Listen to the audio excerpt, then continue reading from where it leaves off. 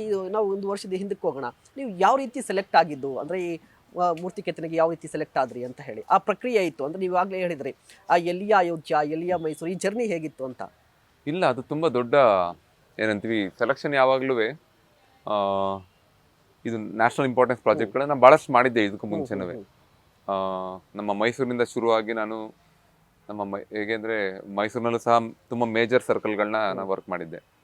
ಅದಾದ ನಂತರ ಅದೇ ಕಾನ್ಫಿಡೆನ್ಸ್ ಇತ್ತು, ಮಾಡೋ ಕೆಲಸ ಜನರ ಮನಸ್ಸಿಗೆ ಮುಟ್ತಾ ಇತ್ತು, ಅದೇ ರೀತಿ ಅವಕಾಶಗಳು ಸಿಗ್ತಾ ಹೋಯಿತು. ಇದೇ ಥರ ಮಾಡ್ತಾ ಮಾಡ್ತಾ ನನಗೆ ಕೇದಾರ್ನಾಥಲ್ಲಿ ಶಂಕರಾಚಾರ್ಯ ಮಾಡ್ತೀನಿ, ಇಂಡಿಯಾ ಗೇಟ್ ಎಲ್ಲ ಮಾಡಿ ಆದಮೇಲೆ ಅಯೋಧ್ಯೆ ಕೆಲಸ ಏನು ಸಿಕ್ಕಿರಲಿಲ್ಲ ನನಗೆ. ಹ್ಮ್ ಈ ಒಂದು ಆಯ್ಕೆ ಪ್ರಕ್ರಿಯೆ ಆ, ಜನವರಿ 2023 ಹ್ಮ್ ಅವಾಗಲೇ ಶುರು ಆಗಿರೋದು. 24 24 ಜನವರಿ 24 ಇಲ್ಲ 23ರಲ್ಲಿ ಜನವರಿ 23ರಲ್ಲಿ ಇದು ಆಯ್ಕೆ ಪ್ರಕ್ರಿಯೆ ಶುರು ಆಗಿರುತ್ತೆ. ಹ್ಮ್ ಸರಿ ಸುಮಾರು ಒಂದು 4 ತಿಂಗಳು ಏಪ್ರಿಲಲ್ಲಿ ತನಕ ಒಂದು ಆಯ್ಕೆ ಪ್ರಕ್ರಿಯೆ ನಡೀತಾ ಇರುತ್ತೆ. ಹ್ಮ್ ಶಿಲ್ಪಿಗಳು ಯಾರು, ಯಾವ ರಾಜ್ಯದ ಶಿಲ್ಪಿಗಳು ಬರ್ತಾ ಇದ್ದಾರೆ, ಹ್ಮ್ ಅಯೋಧ್ಯೆಗೆ ಹೋಗಿ ಕಲ್ಲಿನ ಆಯ್ಕೆ ಇರ್ಬೋದು, ಗರ್ಭಗುಡಿ ವೀಕ್ಷಣೆ ಇರ್ಬೋದು, ಹ್ಮ್ ಇವೆಲ್ಲ ಮೆಷರ್ಮೆಂಟ್ಸ್ ಬಗ್ಗೆ ಮಾತುಕತೆ ನಡೀತಾ ಇದೆ. ಆದ್ರೆ ನನಗೆ ಈ ಮಾಹಿತಿ ಯಾವುದು ನನ್ನ ತನಕ ಬಂದಿರಲಿಲ್ಲ. ಅಂದ್ರೆ ಆಯ್ಕೆ ಪ್ರಕ್ರಿಯೆ ನಾನೇನು ಉಳ್ಕೊಂಡಿರಲಿಲ್ಲ. ಇರ್ಲಿಲ್ಲ. ಆ ಮನಸ್ಸಿನಲ್ಲಿ ತುಂಬಾ ಬೇಜಾರಾಗ್ತಿತ್ತು. ಹ್ಮ್ ಅಟ್ಲೀಸ್ಟ್ ಓಕೆ, ನಾವು ಸೆಲೆಕ್ಟ್ ಆಗ್ತೀವೋ ಇಲ್ವೋ, ಹ್ಮ್ ಒಂದು ಅವಕಾಶ ಕೊಡಬೇಕಿತ್ತಲ್ವಾ, ಹ್ಮ್ ಯಾಕೆ ಇಲ್ಲಿ ನನಗೆ ಅವಕಾಶ ಕೊಡ್ತಾ ಇಲ್ಲ, ಹ್ಮ್ ಇದೊಂದು ಸ್ವಲ್ಪ ಯೋಚನೆ, ಮನಸ್ಸು ಕೆಡಿಸುವಂಥ ವಿಷಯ.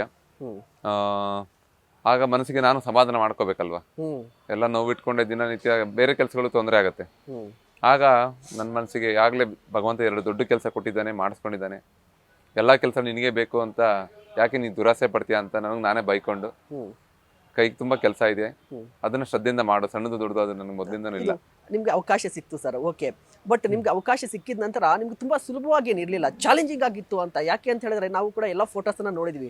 ರಾಮನ ಫೋಟೋಸ್ ಅಂದ್ರೆ ನಮಗೆ ಯೌವನದ ಫೋಟೋ ಸಿಗುತ್ತೆ, ಮದುವೆಯ ಫೋಟೋ ಸಿಗುತ್ತೆ. ಬಟ್ ನಿಮ್ಗೆ ಬಾಲರಾಮನ ಫೋಟೋ ಎಲ್ಲಿ ಸಿಗುತ್ತೆ ಅಂತ ಆ ಕಲ್ಪನೆ ಹೇಗೆ ಮೂಡ್ತು ನಿಮ್ಮಲ್ಲಿ? ಏನಾದರೂ ವೇದಗಳಲ್ಲಿ ರೆಫರೆನ್ಸ್ ಏನಾದರೂ ತೆಗೆದುಕೊಂಡಿದ್ರಾ? ಯಾವ ರೀತಿ ಇತ್ತು ಅಂತ? ಇಲ್ಲ, ನಮಗೆ ಇದೇ ದೊಡ್ಡ ಚಾಲೆಂಜಿಂಗ್. ನೀವೇನು ಹೇಳಿದ್ರಿ, ತರುಣಾವಸ್ಥೆಯಲ್ಲಿ ನೋಡಿದ್ದೀವಿ, ರಾಮರ ದಂಪತಿ ಸಮೇತ ನೋಡಿದ್ದೀವಿ, ಅಥವಾ ಪಟ್ಟಾಭಿಷೇಕಕ್ಕೆ ನೋಡಿದ್ದೀವಿ. ಪಟ್ಟಾಭಿಷೇಕ ನೋಡಿದ್ದೀವಿ.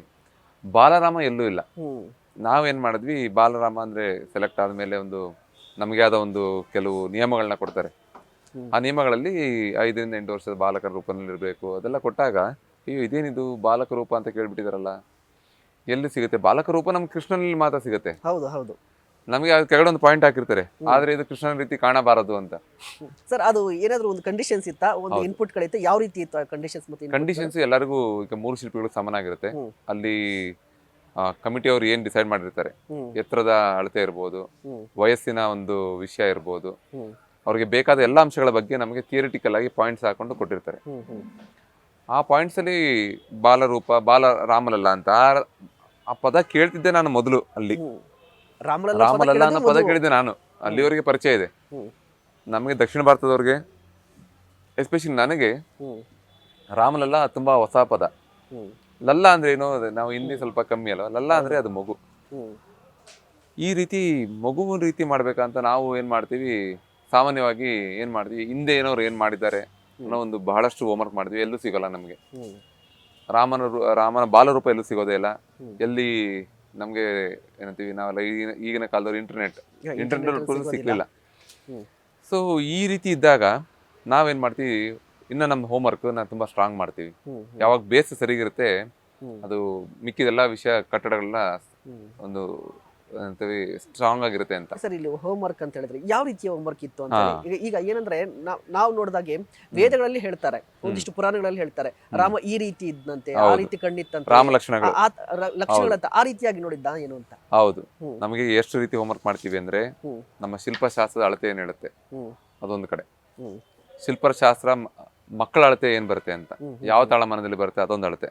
ಹ್ಮ್ ಆಮೇಲೆ ರಾಮನ ಲಕ್ಷಣಗಳ ಬಗ್ಗೆ ನಮಗೆ ಅಯೋಧ್ಯೆಯಲ್ಲಿ ಹ್ಮ್ ಏನಂತೇವೆ ಬೋಧನೆ ಆಗುತ್ತೆ. ಹ್ಮ್ ರಾಮನ ಲಕ್ಷಣಗಳೇನು, ಅಜಾನುಭಾವವಾಗಿರ್ತಾರೆ ಕೈಗಳು, ಆ, ಏನು, ಅಜಾನುಭಾವವಾಗಿರುತ್ತದೆ ಕೈಗಳೆಲ್ಲ, ಹ್ಮ್ ಮತ್ತೆ ಕಣ್ಣುಗಳ ಬಗ್ಗೆ ಎಲ್ಲ ರೀತಿಯಾದ ಒಂದು ಥಿಯರಿಟಿಕಲ್ ಹ್ಮ್ ಡೆಫಿನೇಷನ್ಸ್ ನಮಗೆ ಕೊಡ್ತಾರೆ. ಹ್ಮ್ ಅದಾದ ನಂತರ ನಮಗೆ ಈ ಮಗು ರೂಪದಲ್ಲಿ ಕಾಣಬೇಕು.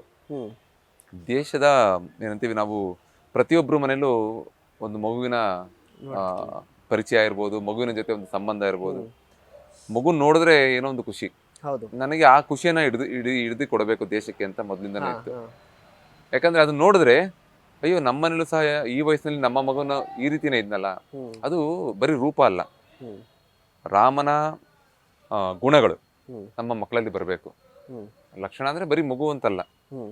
ಆ ರೀತಿ ನೋಡಿದಾಗ ರಾಮನ್ನ, ಹ್ಮ್. ನನ್ನ ಮಗನು ಈ ರೀತಿನೇ ಇದ್ದಾನೆ, ಅವನು ಒಂದು ರಾಮನೀತಿ. ರಾಮ ಅಂದ್ರೆ ಮನೆಯಲ್ಲೂ ಕೂಡ ರಾಮನನ್ನು ನೋಡಿದ ತರ ಹೌದು, ರಾಮನ ಏನಂತೀವಿ ಗುಣಗಳು ನಮ್ಮ ಮಕ್ಕಳಲ್ಲಿ ಬರಬೇಕು.